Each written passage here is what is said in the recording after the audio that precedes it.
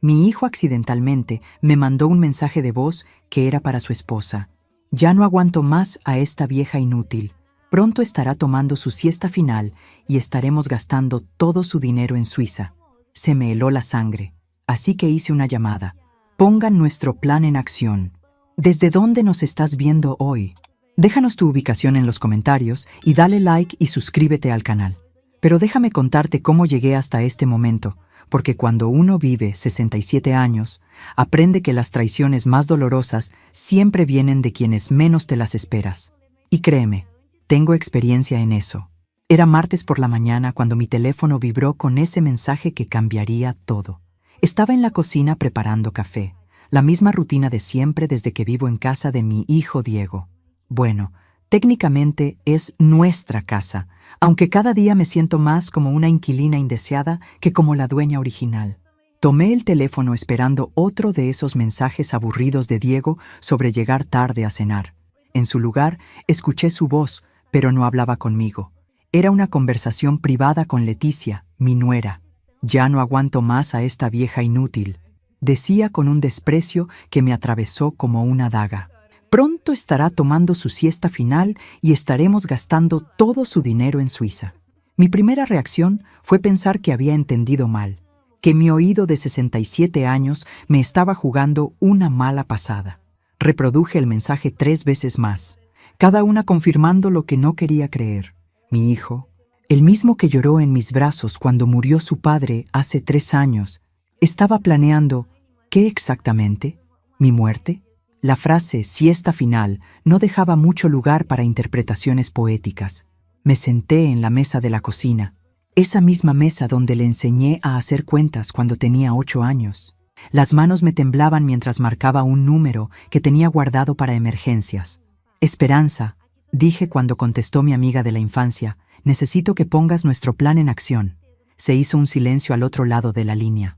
Esperanza Méndez había sido mi compañera de travesuras desde los 5 años, y ahora, a los 68, era algo así como mi red de seguridad para situaciones imposibles.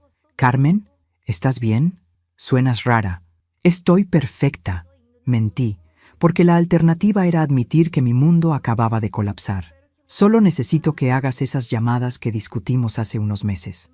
El plan había surgido como una broma durante una de nuestras tardes de dominó. «¿Y si algún día necesitas desaparecer por unos días?», había preguntado Esperanza. «No todos los hijos son como los míos, Carmen. Algunos ven a sus madres como obstáculos». En ese momento me había reído. «Qué ingenua fui». «Hazlo discretamente», le dije ahora. «Y Esperanza, graba esta conversación. Voy a enviarte algo que necesitas escuchar». Colgué y volví a reproducir el mensaje de Diego. Cada palabra era una bofetada que resonaba más fuerte. Vieja inútil. Como si mis 67 años de vida, de sacrificios, de amor incondicional hacia él, se pudieran resumir en esas 2 palabras. Escuché pasos en el pasillo. Diego regresaba de su trote matutino, esa nueva rutina que había adoptado desde que se preocupa más por su salud. Guardé el teléfono rápidamente y fingí estar leyendo el periódico. «Buenos días, mamá», dijo con esa sonrisa que ahora sabía era falsa. «¿Ya desayunaste?» Lo miré a los ojos, buscando algún rastro del niño que había sido. Solo encontré a un extraño que compartía mis genes y, aparentemente, mis días contados. «Todavía no, hijo», respondí con mi mejor actuación maternal. «¿Te preparo algo?» «No te molestes», respondió, y por primera vez noté el doble sentido. «Leticia bajará en un rato». Ah, Leticia, mi querida nuera que siempre había sido un poco fría conmigo, pero que ahora entendía por qué. Difícil ser cariñosa con alguien a quien planeas enviar a tomar esa siesta final. Diego subió a ducharse y yo me quedé sola con mis pensamientos, o más bien con mi furia creciente, porque resulta que después de vivir tanto tiempo, una desarrolla cierta tolerancia al dolor, pero la traición, eso siempre duele igual. Mi teléfono vibró, un mensaje de Esperanza. «Todo listo.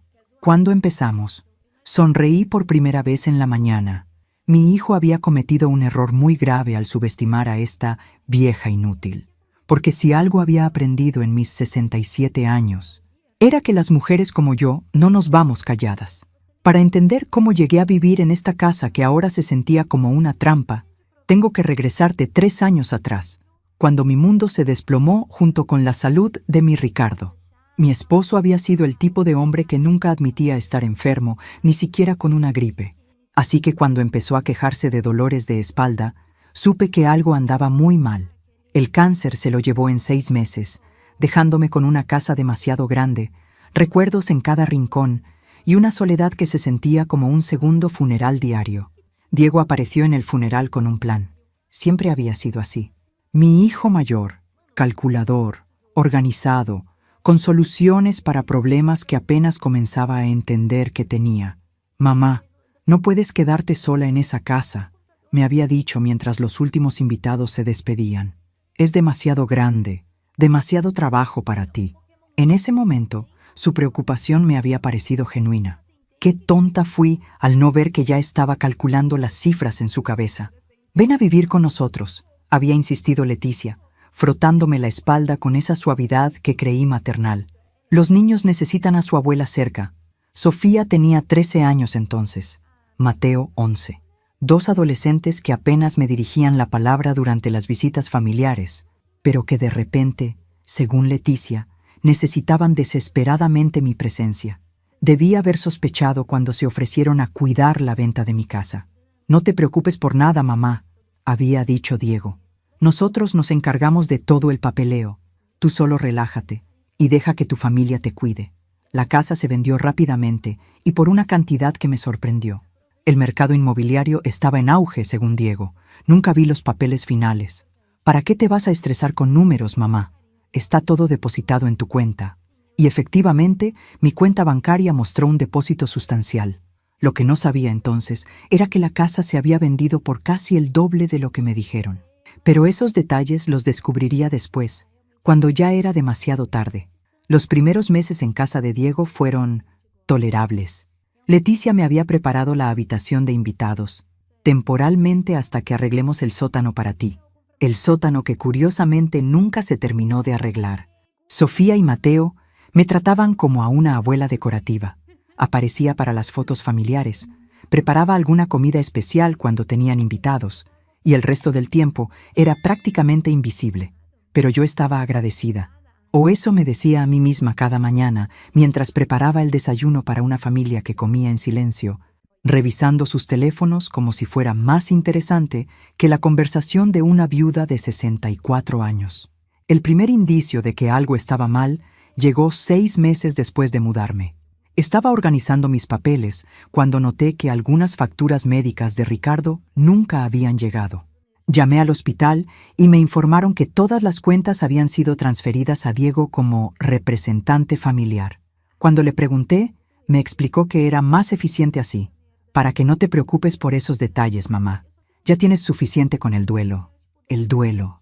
Como si después de 6 meses de llorar a mi esposo, no fuera capaz de revisar una factura. Luego comenzaron las sugerencias sutiles sobre mi salud. Leticia notaba que me veía cansada.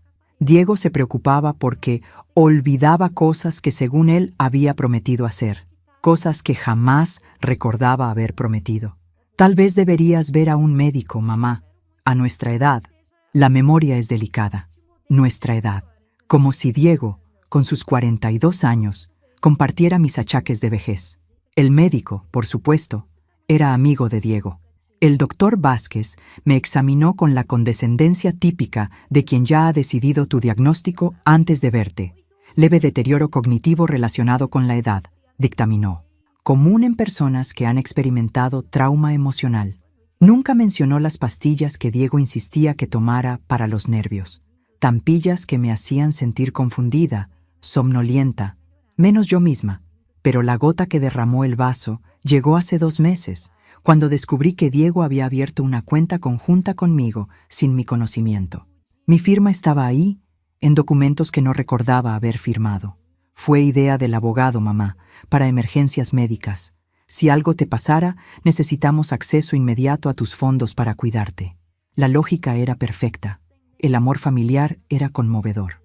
Y yo era una idiota con título universitario que se había dejado envolver como un regalo de Navidad. Anoche, antes del mensaje revelador, Había fingido tomar mis pastillas. En su lugar, las escondí debajo de la lengua y las escupí cuando nadie miraba. Por primera vez en meses, mi mente se sentía clara, lo suficientemente clara para darme cuenta de que había estado viviendo en una telaraña durante 3 años. Y ahora, sentada en mi cocina prestada, con la voz de mi hijo resonando en mis oídos como una sentencia de muerte, entendía que la telaraña había sido siempre una trampa. Pero esta vieja inútil tenía más de un truco guardado. Los siguientes días fueron una obra maestra de actuación.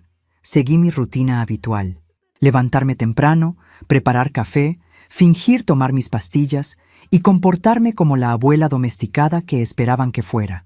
Pero por las noches, cuando todos dormían, me convertía en detective. Esperanza había cumplido su parte del plan.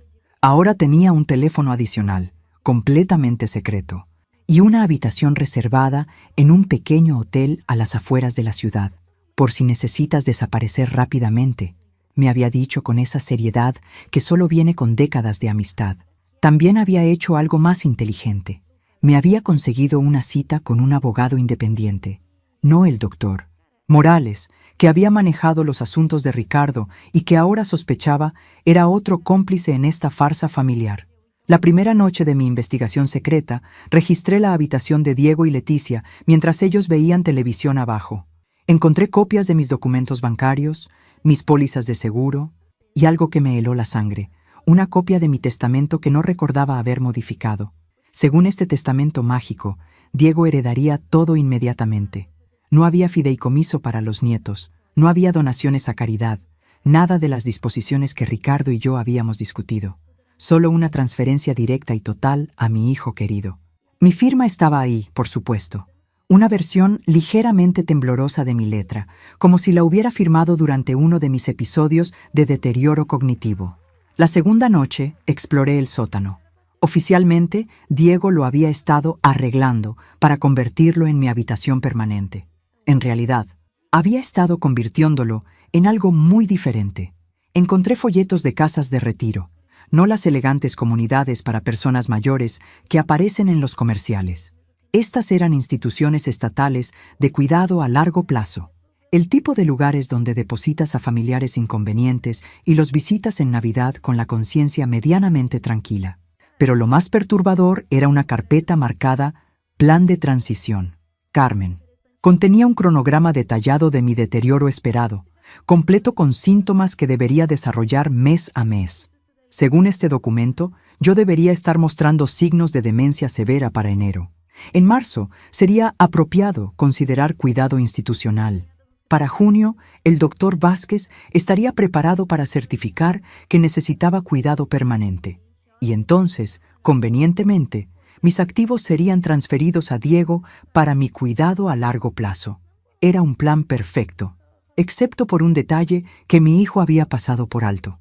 Su madre no era tan fácil de eliminar. El tercer día decidí probar algo. Durante el desayuno, fingí confusión sobre la fecha. ¿Qué día es hoy?, pregunté con voz temblorosa.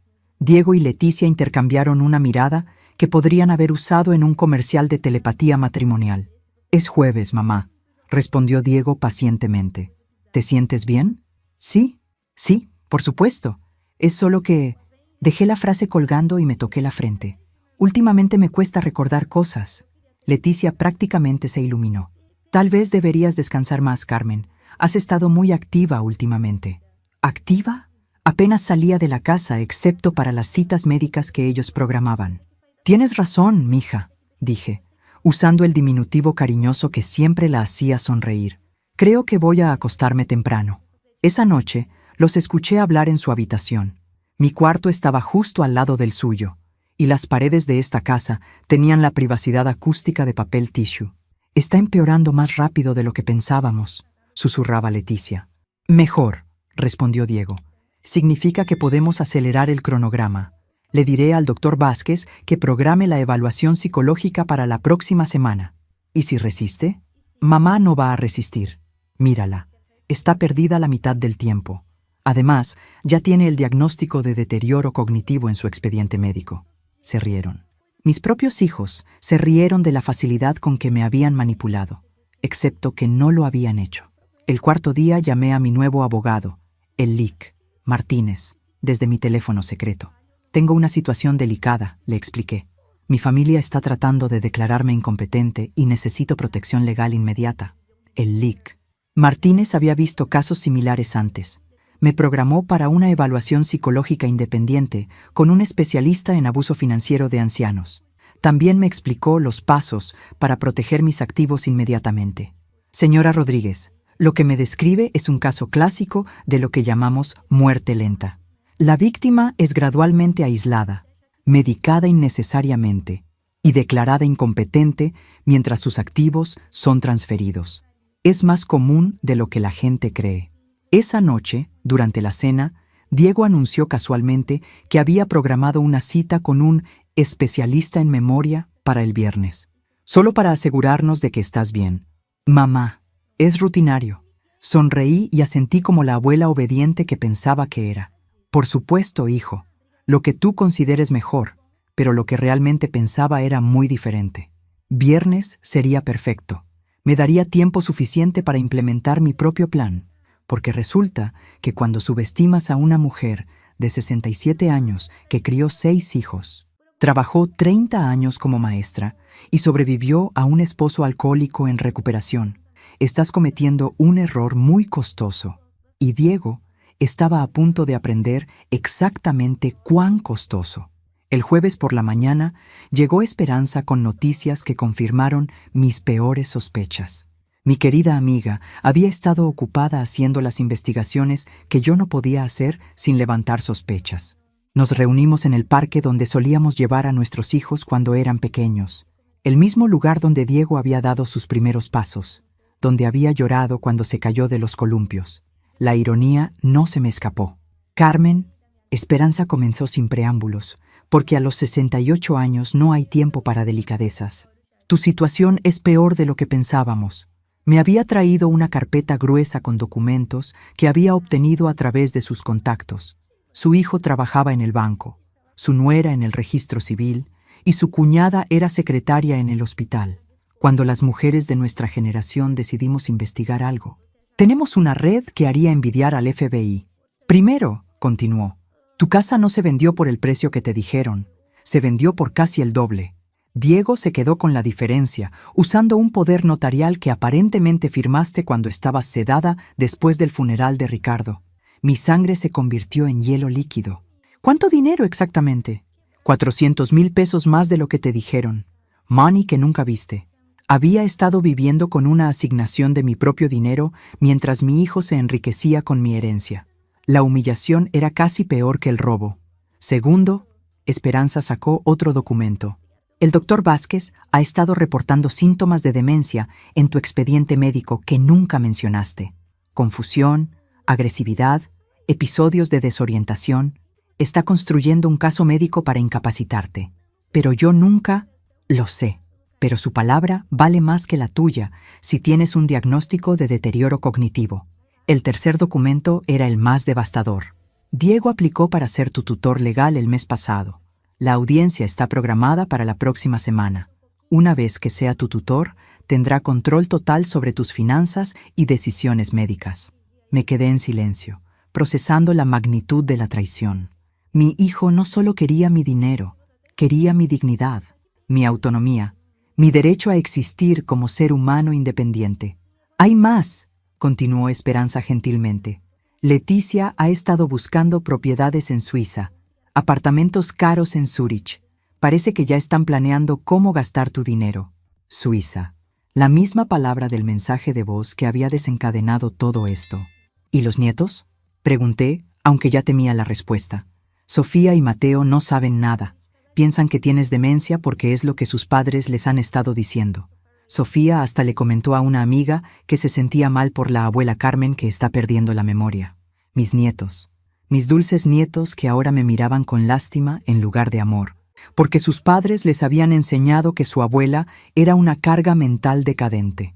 Esperanza, dije finalmente, necesito que hagas una llamada más. Saqué mi teléfono secreto y marqué el número del Lic. Martínez. Licenciado, habla Carmen Rodríguez. Necesito acelerar todo. La audiencia de tutela es la próxima semana. Su voz se volvió seria inmediatamente. Entiendo. ¿Puede venir esta tarde? Tenemos trabajo que hacer. Colgué y miré a Esperanza. ¿Recuerdas cuando éramos jóvenes y juramos que nunca dejaríamos que nuestros hijos nos trataran como nuestras madres fueron tratadas? Esperanza asintió. Habíamos visto a nuestras madres volverse invisibles con la edad, reducidas a sombras en las casas de sus hijos, agradecidas por cualquier migaja de atención. Pues llegó el momento de honrar ese juramento. Continué. Esa tarde, en la oficina del licenciado Martínez, firmé documentos que protegían mis activos inmediatamente. Creé un fideicomiso irrevocable, nombré administradores independientes y establecí directivas médicas específicas. También hice algo más. Autoricé una investigación forense de todas mis transacciones financieras de los últimos 3 años. Esto va a ser una guerra, me advirtió el abogado. Licenciado, respondí. He criado 6 hijos, sobreviví 30 años de matrimonio y trabajé décadas como maestra de secundaria. Las guerras no me asustan. Lo que me asusta es la cobardía.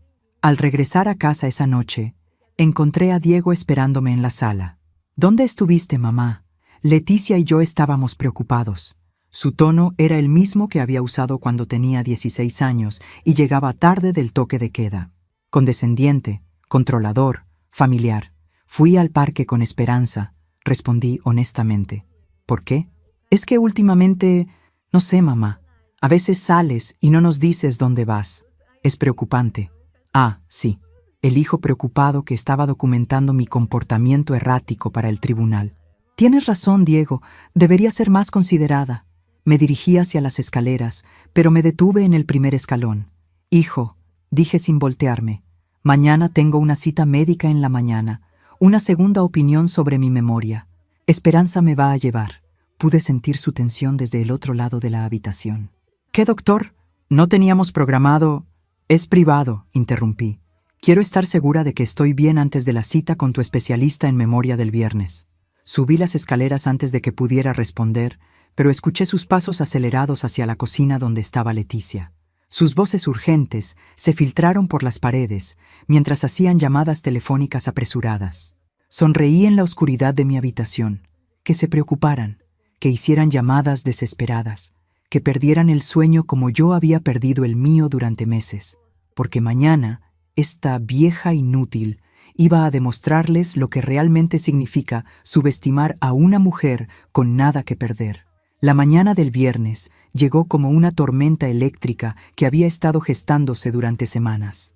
Me levanté antes del amanecer, me vestí con mi mejor conjunto, el traje azul marino que había usado para el funeral de Ricardo, y me maquillé cuidadosamente. Si iba a confrontar a mis demonios, lo haría luciendo como la mujer fuerte que había olvidado ser. Esperanza llegó puntual a las 7.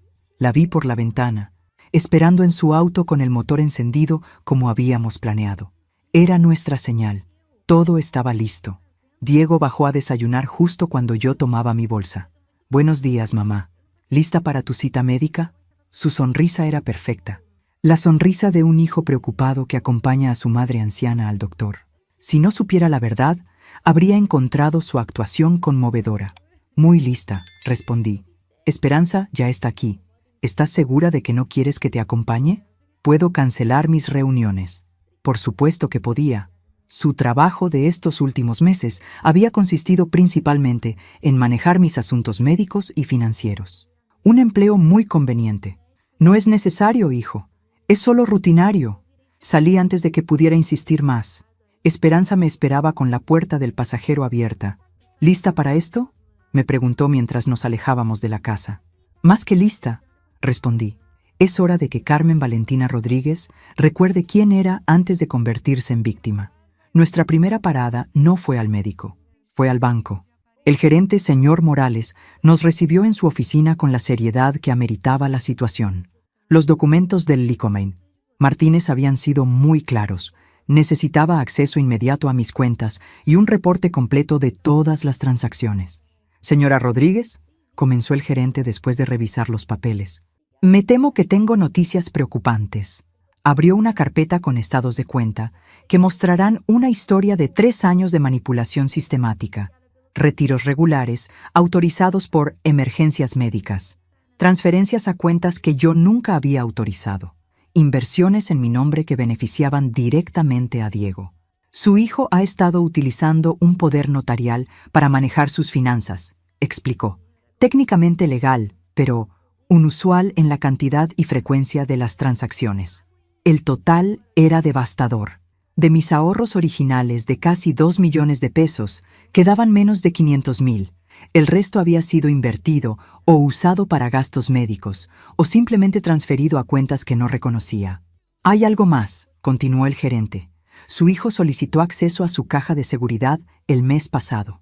Mi caja de seguridad, donde guardaba las joyas de mi madre, los documentos originales de la casa, y algo más importante, una copia de mi verdadero testamento, el que había hecho con Ricardo años antes de enfermarse. ¿Qué tomó de la caja? Según nuestros registros, documentos varios. No tenemos inventario específico de lo que removió. Esperanza tomó mi mano. Sabía lo que esto significaba. Diego había estado borrando evidencia de mis verdaderas intenciones testamentarias. Nuestra segunda parada fue al hospital para mi evaluación psicológica independiente. La doctora Patricia Herrera era una especialista en abuso financiero de ancianos, con 30 años de experiencia identificando víctimas de manipulación familiar. Sus pruebas fueron exhaustivas: evaluación cognitiva, pruebas de memoria, análisis de mi capacidad de tomar decisiones. También examinó los reportes médicos del doctor Vázquez con ojo crítico. Señora Rodríguez, me dijo después de 3 horas de evaluación, su función cognitiva está perfectamente normal para su edad. De hecho, está en el percentil superior para alguien de 67 años. ¿Y los reportes del doctor Vázquez? Inconsistentes con mis observaciones. Los síntomas que él describe, confusión severa, pérdida de memoria, episodios de agresividad, simplemente no existen. O usted ha tenido una recuperación milagrosa, o esos reportes fueron exagerados. Exagerados. Una palabra médica elegante para fabricados. Doctora, pregunté, ¿hay manera de determinar si he estado siendo medicada innecesariamente? Me hizo análisis de sangre inmediatos. Los resultados llegarían en 2 días, pero su expresión mientras revisaba la lista de medicamentos que supuestamente tomaba era reveladora.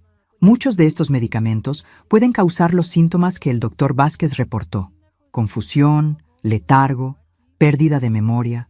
Si usted ha estado tomando esta combinación diariamente... No los he estado tomando durante una semana, admití. Eso explicaría su claridad mental actual. Nuestra última parada fue la más importante, la oficina de Lic Martínez. Tenemos suficiente evidencia para detener la audiencia de tutela, me informó después de revisar los reportes médicos y bancarios. Pero también tenemos evidencia para algo más serio. Sacó un documento que había estado preparando. Abuso financiero de ancianos, falsificación de documentos médicos y posiblemente conspiración para cometer fraude. ¿Quiere proceder con cargos criminales? Miré por la ventana de su oficina.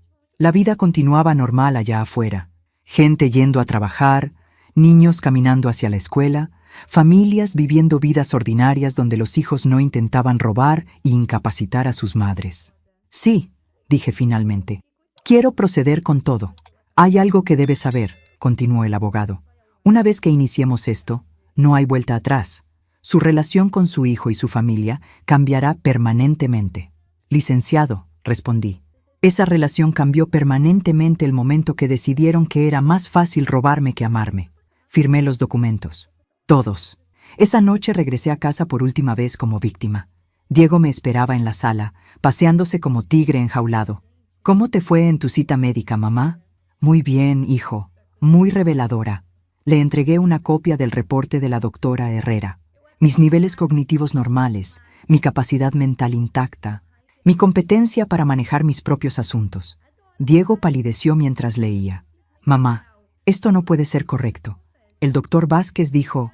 El doctor Vázquez mintió, como tú, como Leticia, como toda esta familia que creí que me amaba. Leticia apareció en las escaleras, atraída por el tono de mi voz. ¿Carmen? ¿Qué está pasando? Lo que está pasando, querida nuera, es que su plan fracasó. Saqué mi teléfono y reproduje la grabación del mensaje de voz original. La voz de Diego llenó la habitación. Ya no aguanto más a esta vieja inútil. Pronto estará tomando su siesta final y estaremos gastando todo su dinero en Suiza. El silencio que siguió fue más ruidoso que cualquier grito. Mañana, continué con una calma que no sabía que poseía. Los oficiales van a venir a arrestarlos por abuso financiero de ancianos, falsificación de documentos médicos y fraude. Tienen 24 horas para explicarles a Sofía y Mateo por qué sus padres van a estar en las noticias. Diego encontró su voz. Mamá, ¿puedes explicar esto? Podemos arreglarlo. Hijo, dije dirigiéndome hacia las escaleras. Lo único que voy a arreglar es mi vida. Una vida sin familia que me vea como cajero automático con patas. Subí a mi habitación y cerré la puerta. Por primera vez en 3 años, me sentí completamente en control. Afuera pude escuchar voces desesperadas, llamadas telefónicas urgentes, el sonido de una familia que finalmente entendía que habían subestimado brutalmente a la mujer que los había creado. Mañana comenzaría mi nueva vida, una donde Carmen Valentina Rodríguez no era víctima de nadie, especialmente no de sus propios hijos. La noche después de mi confrontación con Diego y Leticia fue la más ruidosa que había vivido en esa casa en 3 años. Voces desesperadas, llamadas telefónicas urgentes y el sonido inconfundible de gente entrando en pánico cuando se dan cuenta de que subestimaron brutalmente a su oponente. Desde mi habitación podía escuchar fragmentos de conversaciones que confirmaban cada una de mis sospechas. No puede probar nada. El doctor Vázquez va a negar todo. Necesitamos un abogado inmediatamente. Pero la conversación que más me interesó fue la que tuvieron con alguien por teléfono alrededor de las 11 de la noche. Sí, ya lo sabemos, decía Diego con voz tensa. El plan se complicó. No, ella no está tan senil como pensábamos. Sí, ya sabemos lo que está en riesgo para ti también. ¿Para ti también? Esto implicaba que había más gente involucrada en su pequeña conspiración familiar. A las 6 de la mañana, cuando bajé a preparar mi café matutino, encontré a Diego esperándome en la cocina. Había dormido poco y se notaba. Su cabello estaba despeinado, tenía ojeras profundas y sus manos temblaban ligeramente. Mamá, comenzó con voz cuidadosamente controlada. Necesitamos hablar. Por supuesto, hijo. ¿De qué quieres hablar? Mi tono era dulcemente maternal, el mismo que había usado cuando tenía 5 años y había roto algo importante.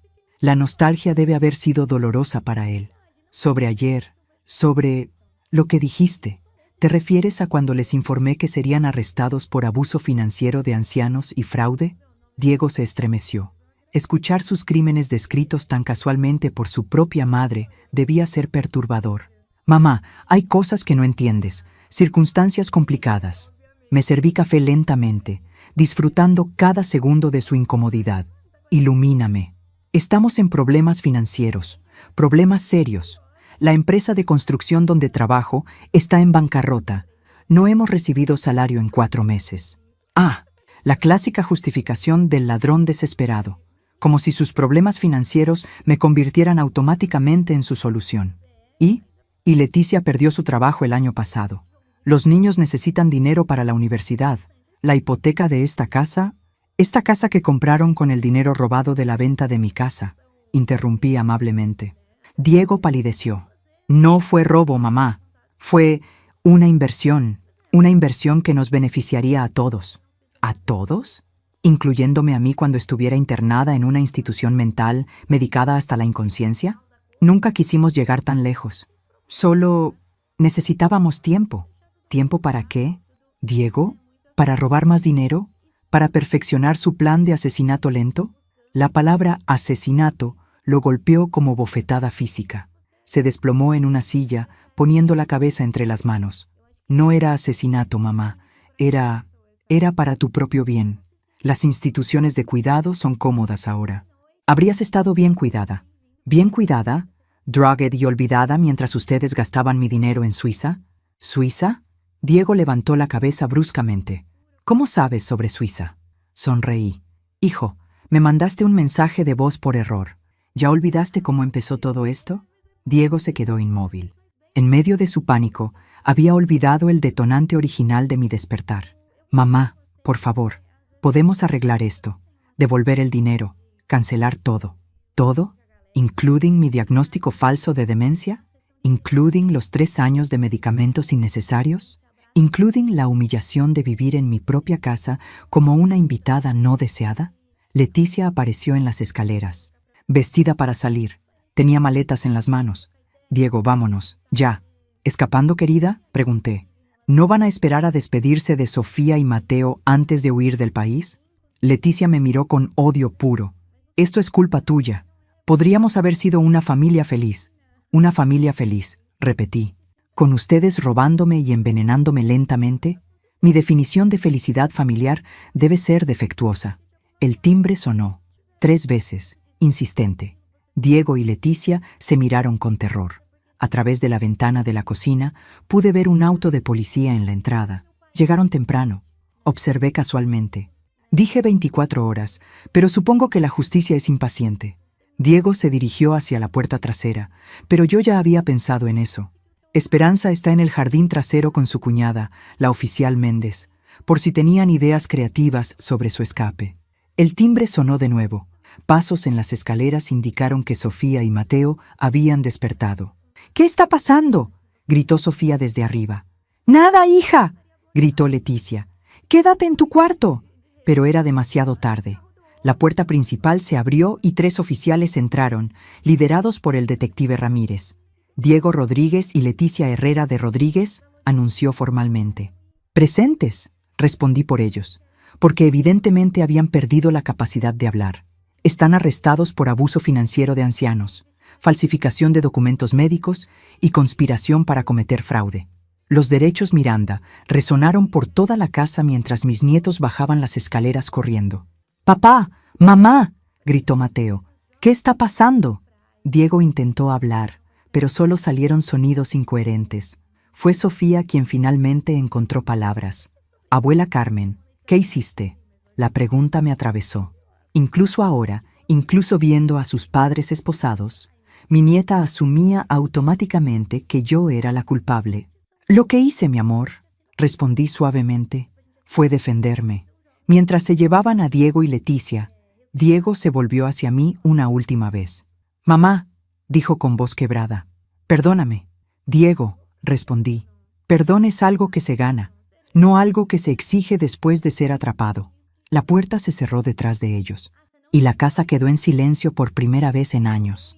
Pero el silencio no duró mucho, porque resulta que arrestar a tus propios hijos es solo el comienzo de la guerra, no el final. Los días siguientes fueron un huracán de abogados, reporteros y llamadas telefónicas de familiares que no había escuchado en años, pero que de repente tenían opiniones muy fuertes sobre mis decisiones. Sofía y Mateo se quedaron conmigo porque aparentemente nadie más de la familia quería lidiar con 2 adolescentes traumatizados cuyo mundo acababa de colapsar. Sus otros abuelos, los padres de Leticia, vivían en Guadalajara y no podían viajar en este momento. ¡Qué conveniente! La primera semana fue brutal. Mis nietos apenas me hablaban. Sofía, ahora de 16 años, me miraba como si fuera una traidora. Mateo, de 14, simplemente se escondía en su habitación y salía solo para comer en silencio. «No entiendo por qué hiciste esto», me dijo Sofía finalmente el martes por la noche. Estaba parada en la puerta de la cocina, con los brazos cruzados y una expresión de dolor que me partía el corazón. «¿Qué parte específicamente no entiendes?», pregunté, porque necesitaba saber exactamente cuánto habían manipulado su percepción de la realidad. «Todo. Mamá y papá te cuidaban, te daban una casa, te llevaban al doctor, y tú los mandaste a la cárcel». Me senté en la mesa de la cocina y la invité a sentarse conmigo. Después de un momento de resistencia, se sentó al otro extremo, lo más lejos posible. «Sofía, ¿qué te dijeron sobre mi salud mental? Que tienes demencia, que olvidas cosas, que por eso necesitabas ayuda. ¿Y notaste síntomas de demencia en mí?». Sofía frunció el ceño. «Bueno, a veces parecías confundida». «¿Cuándo específicamente?». «Después de tomar tus medicinas. Te veías perdida». «Exacto. Después de tomar medicinas que no necesitaba. Medicinas que me hacían parecer confundida para que ustedes creyeran que estaba enferma». Vi el momento exacto cuando la duda entró en sus ojos. «Pero el doctor Vázquez dijo...». «El doctor Vázquez mintió. Tengo aquí el reporte de una evaluación independiente que demuestra que mi mente está perfectamente clara. Le mostré los documentos de la doctora Herrera. Sofía los leyó lentamente, su expresión cambiando gradualmente de confusión a horror. ¿Mamá y papá te estaban envenenando? No era veneno exactamente, pero sí me estaban dando medicinas innecesarias para hacerme parecer incompetente. ¿Pero por qué? Le expliqué sobre el dinero, sobre la venta fraudulenta de mi casa, sobre el plan de internarme y apoderarse de mis ahorros, sobre Suiza. Sofía lloró. Lloró por la familia que pensaba que tenía y que nunca existió realmente. Lloró por los padres que la habían usado como testigo involuntaria de mis supuestos síntomas. Lloró por mí y por la traición que había vivido durante 3 años. Mateo apareció en la puerta de la cocina esa noche, después de que Sofía subió a su habitación.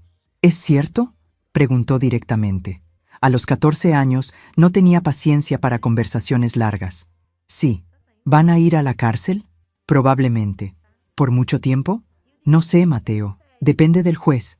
Se quedó allí parado por un momento, procesando. Abuela Carmen, dijo finalmente. Lo siento. ¿Por qué te disculpas, mi amor? Por creer que estabas loca. Por tratarte como si fueras estúpida. Esa conversación fue cuando decidí que sin importar lo que pasara con Diego y Leticia, haría todo lo posible por proteger a estos niños del daño colateral de las decisiones de sus padres. Pero la primera llamada del abogado defensor de Diego me hizo entender que la guerra apenas comenzaba. Señora Rodríguez, dijo el LIC, Fernández con voz untuosa, mi cliente está dispuesto a un acuerdo. ¿Qué tipo de acuerdo?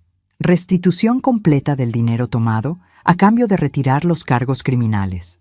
¿Y la falsificación médica? Un malentendido. El doctor Vázquez está dispuesto a testimoniar que interpreto mal ciertos síntomas. ¿Y los 3 años de medicamentos innecesarios?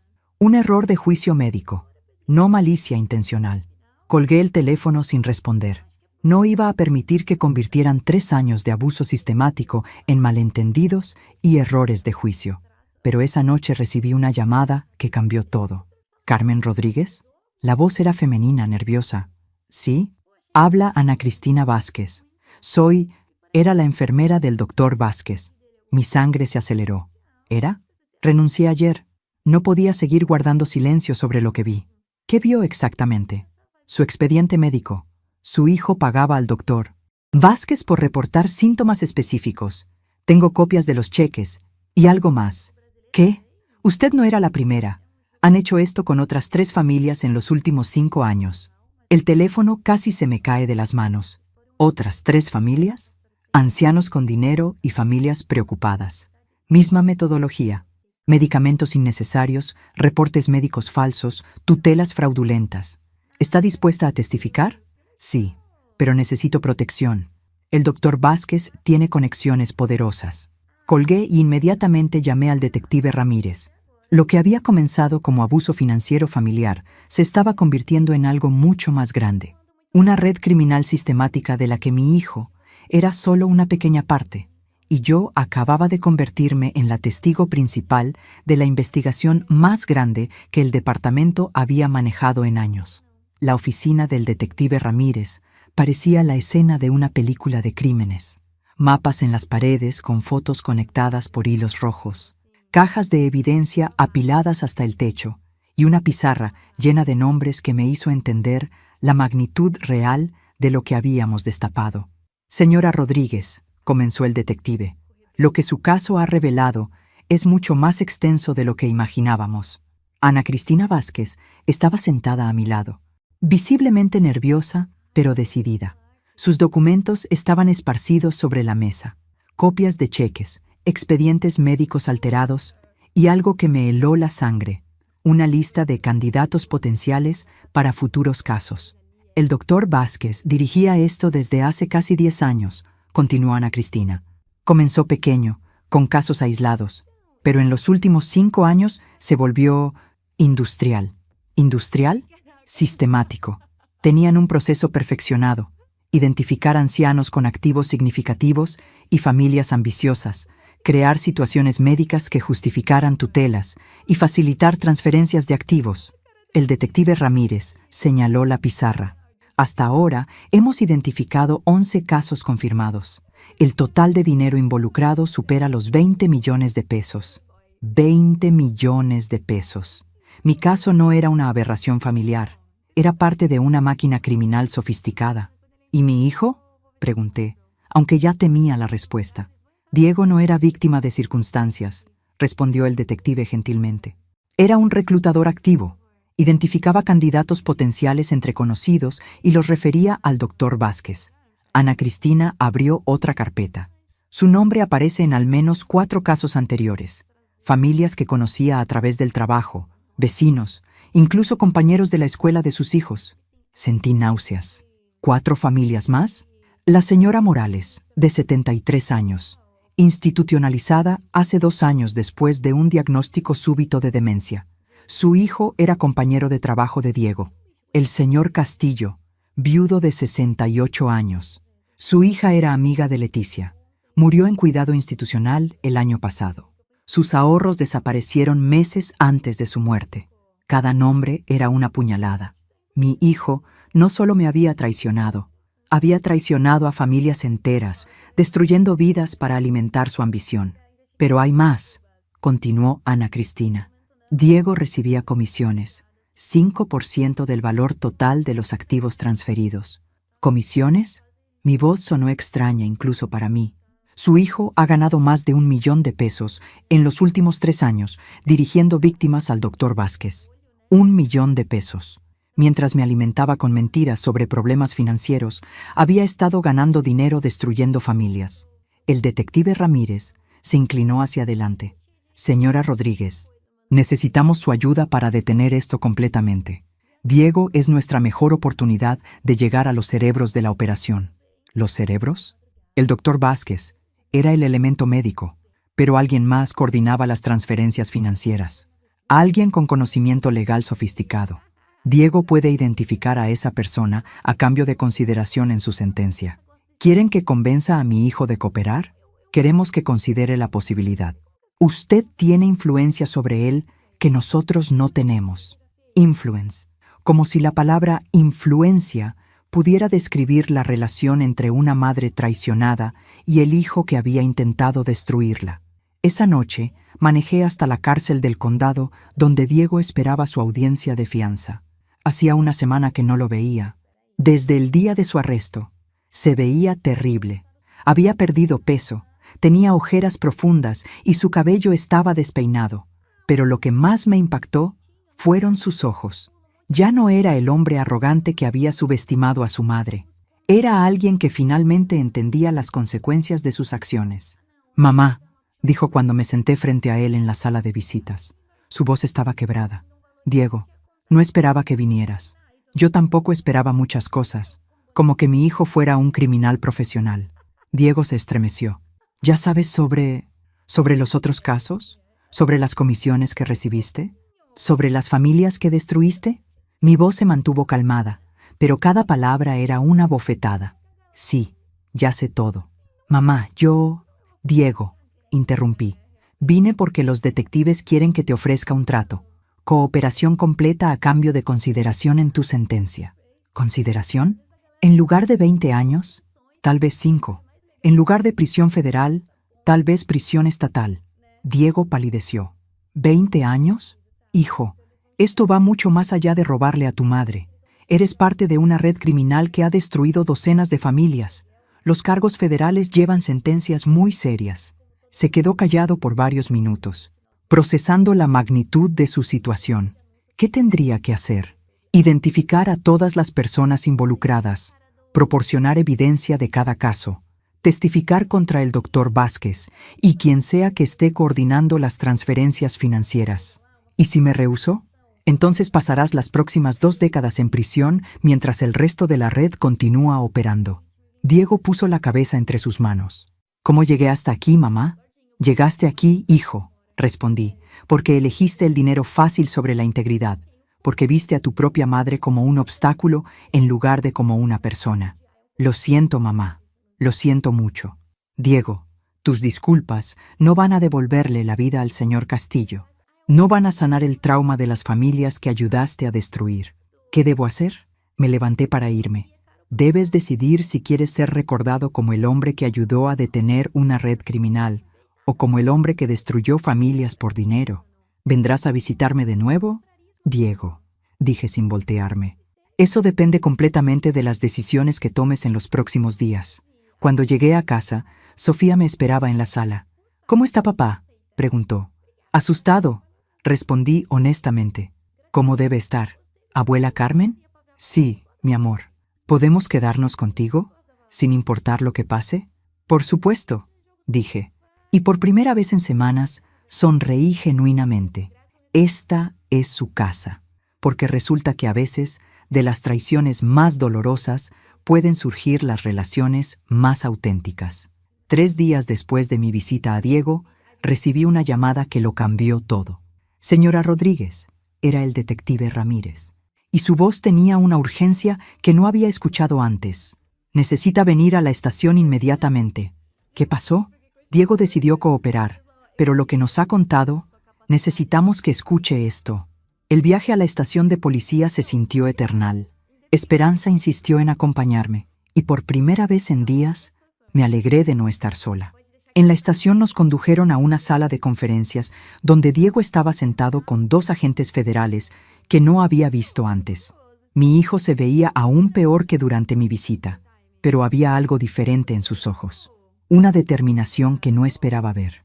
Mamá, dijo cuando entré, necesitas escuchar esto. El agente federal Sánchez, un hombre serio de unos 50 años, abrió una grabadora. Diego nos ha proporcionado información que va mucho más allá del doctor Vázquez. Señora Rodríguez, ¿conoce usted al notario público Armando Beltrán? El nombre me resultó familiar. Creo que sí. ¿No fue él quien manejó algunos documentos cuando murió Ricardo? Exacto, continuó el agente. Y también manejó la venta de su casa, y las transferencias bancarias, y la modificación de su testamento. Mi sangre se enfrió. ¿Armando Beltrán estuvo involucrado? Diego finalmente habló. Mamá, Armando no solo estuvo involucrado, él era el cerebro de toda la operación. ¿Qué? El agente Sánchez abrió una carpeta gruesa. Según Diego, Armando Beltrán ha estado dirigiendo esta red durante casi una década. Identificaba clientes vulnerables a través de su práctica legal. Los refería al doctor Vázquez para validación médica y después coordinaba todas las transferencias de activos. Pero él era el notario de Ricardo. Manejó nuestros asuntos durante años. Exacto, dijo Diego, su voz llena de culpa. Él me contactó después del funeral de papá. Me dijo que tenía un plan para optimizar tu herencia, que podíamos asegurar tu futuro mientras protegíamos los activos familiares. ¿Y tú le creíste? Al principio parecía legítimo. Él conocía todos tus activos, tus hábitos, tus debilidades. Hizo que sonara como si estuviera protegiéndote. El agente federal continuó. Beltrán ha perfeccionado este sistema. Usa su posición como notario para identificar testamentos lucrativos. Después manipula a las familias para que inicien el proceso de incapacitación. ¿Cuántas familias? Basado en la información de Diego, estimamos que al menos 30 familias en los últimos 10 años. 30 familias. Cientos de vidas destruidas por un hombre en quien había confiado durante décadas. Pero hay algo más, dijo Diego, mirándome directamente. Armando tiene expedientes de todas sus víctimas, ubicaciones de activos, debilidades familiares, estrategias de manipulación. Y mamá, tu expediente es el más detallado que he visto. ¿Mi expediente? El agente Sánchez puso varios documentos frente a mí. Era perturbador ver mi vida reducida a puntos de vulnerabilidad y oportunidades de explotación. Carmen Rodríguez, viuda, 67 años, activos líquidos estimados en 2.1 millones de pesos. Hijo mayor ambicioso con problemas financieros, sin red de apoyo social sólida después de la muerte del esposo. Historial médico limpio. Requiere intervención farmacéutica para crear sintomatología. Cada palabra era como reading mi propio obituario. También tiene esto, continuó Diego, sacando otro documento. Una lista de próximos candidatos. Personas que conoces, mamá. Amigas tuyas. Esperanza está en la lista. Mi querida Esperanza, la mujer que me había salvado estaba marcada como la próxima víctima. ¿Cuándo planeaba atacar a Esperanza? El mes que viene. Ya había comenzado a hacer contacto preliminar con su hija. Me quedé en silencio, procesando la magnitud de esta revelación. No solo había sido víctima, había sido el caso de práctica para perfeccionar su metodología antes de atacar a mi mejor amiga. Diego, dije finalmente, quiero que entiendas algo. Lo que voy a preguntarte no es como tu madre, es como sobreviviente de este monstruo. Te escucho. ¿Estás dispuesto a testificar contra Armando Beltrán sabiendo que eso significa admitir públicamente que conspiraste para incapacitar y robar a tu propia madre? Diego me miró por un largo momento. Por primera vez en años, vi al niño que había criado, al joven que había tenido principios antes de que la ambición los corrompiera. Sí, mamá, estoy dispuesto. Incluso si eso significa que todos en nuestra comunidad sabrán exactamente qué tipo de hombre te convertiste. Especialmente por eso, el agente federal cerró la grabadora. Excelente, porque Armando Beltrán va a ser arrestado mañana por la mañana y necesitamos que Diego esté preparado para testificar inmediatamente. Mientras salíamos de la estación, Diego me alcanzó en el pasillo. Mamá, dijo, sé que no tengo derecho a preguntarte esto, pero ¿hay alguna posibilidad de que algún día puedas perdonarme? Lo miré a los ojos, buscando algún rastro del hombre que podría ser después de pagar por sus crímenes. Diego, respondí, el perdón no es algo que se otorga, es algo que se gana con años de acciones correctas. Pregúntame de nuevo en 5 años. Pero mientras manejaba a casa, me di cuenta de algo. Por primera vez desde el mensaje de voz accidental, sentía algo parecido al orgullo por mi hijo. Había tomado la decisión más difícil de su vida. Ahora faltaba ver si tenía el coraje de vivir con las consecuencias. El arresto de Armando Beltrán fue el evento más grande que nuestra pequeña ciudad había visto en décadas. Equipos de noticias, agentes federales y una multitud de familiares de víctimas se reunieron frente a su elegante oficina notarial mientras lo sacaban esposado. Yo estaba ahí, por supuesto. Necesitaba verlo. Armando Beltrán había sido una figura respetada en nuestra comunidad durante 30 años. Había manejado testamentos, divorcios y transferencias de propiedades para cientos de familias. Era miembro del Club Rotario, donaba a caridades locales y su oficina estaba decorada con placas de reconocimiento cívico. También era el depredador más sofisticado que había conocido en mi vida. Cuando salió esposado, nuestros ojos se encontraron por un momento. Esperaba ver arrogancia, desafío o al menos sorpresa. En lugar de eso, vi algo que no esperaba: miedo genuino. Armando Beltrán, el hombre que había aterrorizado familias durante una década, tenía miedo de una vieja inútil de 67 años. El juicio duró 3 semanas. Diego testificó durante 2 días completos, detallando cada aspecto de la operación criminal. Ana Cristina Vázquez proporcionó evidencia médica devastadora. Y yo fui la testigo estrella. Señora Rodríguez, me preguntó el fiscal federal, ¿puede describir para el jurado cómo se sintió cuando descubrió que había estado siendo medicada innecesariamente durante meses? Como si hubiera estado viviendo en una pesadilla de la cual alguien más controlaba el despertar, respondí. Excepto que la pesadilla era mi propia familia, y el control estaba en manos de un hombre en quien había confiado durante 20 años. El jurado, compuesto principalmente por personas de mi edad, escuchó cada palabra con atención que me conmovió. Cuando llegó el turno de Armando Beltrán de testificar en su propia defensa, pensé que negaría todo. En lugar de eso, hizo algo inesperado. Se dirigió directamente a mí. Carmen, dijo, ignorando las objeciones del fiscal, quiero que sepas que nunca pretendí que las cosas fueran tan lejos. Señor Beltrán, interrumpió el juez, diríjase al jurado, no a los testigos. Pero Armando continuó mirándome. Comenzó como una manera de ayudar a familias a evitar impuestos excesivos sobre herencias. Después se volvió algo más. ¿Algo más?, pregunté, aunque sabía que no debía hablar. ¿Como una máquina de destruir vidas por dinero? Objeción. Sostenida. Señora Rodríguez, por favor no responda. Pero el daño estaba hecho. El jurado había visto a Armando Beltrán dirigirse a su víctima como si fuera una conversación casual, no un testimonio criminal. El veredicto llegó después de solo 4 horas de deliberación, culpable en todos los cargos. La sentencia fue aún más satisfactoria: 25 años en prisión federal, restitución completa a todas las víctimas. y la liquidación de todos sus activos para compensación.